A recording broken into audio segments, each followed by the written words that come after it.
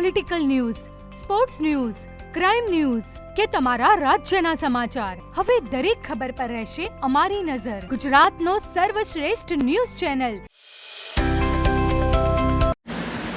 પાટણ શહેરના telephone exchange વિસ્તારની કેનાલમાં સર્જાયેલી ગંદકીની સમસ્યાને નિવારવા ગુરુવારે પાટણ નગરપાલિકાના ચીફ ઓફિસર હિરલબેન ઠાકર દ્વારા વિસ્તારની સોસાયટીના પ્રમુખોની બેઠક તેમની ઓફિસ ખાતે બોલાવવામાં આવી હતી. આ બેઠકમાં વિસ્તારના મહિલા નગર સેવિકા ચેતનાબેન પ્રજાપતિ પણ ખાસ વિશેષ ઉપસ્થિત રહ્યા હતા. આ બેઠકમાં ઉપસ્થિત રહેલા ટેલિફોન એક્સચેન્જ વિસ્તારની સોસાયટીના પ્રમુખો સહિત નગર સેવિકા ચેતનાબેન પ્રજાપતિએ કેનાલમાં ભરાતા દૂષિત પાણીના પ્રશ્નની રજૂઆત સાથે વિસ્તારમાં ચોમાસા દરમિયાન ભરાતા વરસાદી પાણીના પ્રશ્ન બાબતે રજૂઆત કરતા ચીફ ઓફિસરે હકારાત્મક અભિગમ સાથે કેનાલની ગંદકી બાબતે સોસાયટીના પ્રમુખોને અપીલ કરતા જણાવ્યું હતું કે આ કેનાલમાં ગંદકી ન ફેલાય તે જોવાની જવાબદારી આપણા સૌની. સાથે સાથે કેનાલ વચ્ચોવચ્ચથી પાણી અને ગટરની લાઈનો પસાર થતી હોવાથી ગંદકી ઉલેચવામાં પણ પાલિકાના કર્મચારીઓને અનેક ઘણી તકલીફો થતી હોય છે. ત્યારે કેનાલ વચ્ચેથી પસાર થતી આ લાઈનો ડાયવર્ટ કરી ચોમાસા પૂર્વે કેનાલની સફાઈ કરી સ્વચ્છતા બનાવવાની હૈયાધારણા આપી હતી.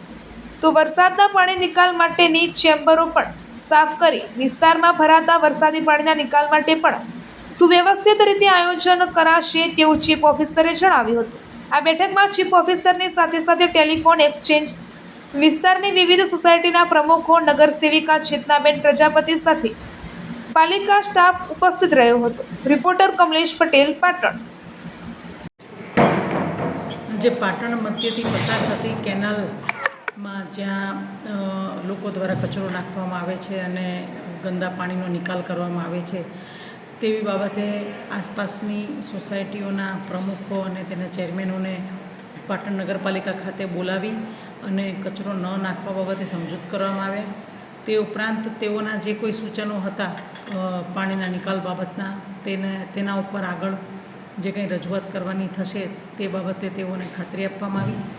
અને આ જે ગટરના પાણી છે તે બંધ કરી દે અને આ કેનાલને સ્વચ્છ રાખવા માટે તેઓ પણ સહયોગ કરે અને પોતાની સોસાયટીના રહીશોને સમજાવે તે બાબતની આજે ચર્ચા વિચારણા બધા નાગરિકો સાથે મળીને કરવામાં આવી. Thank you.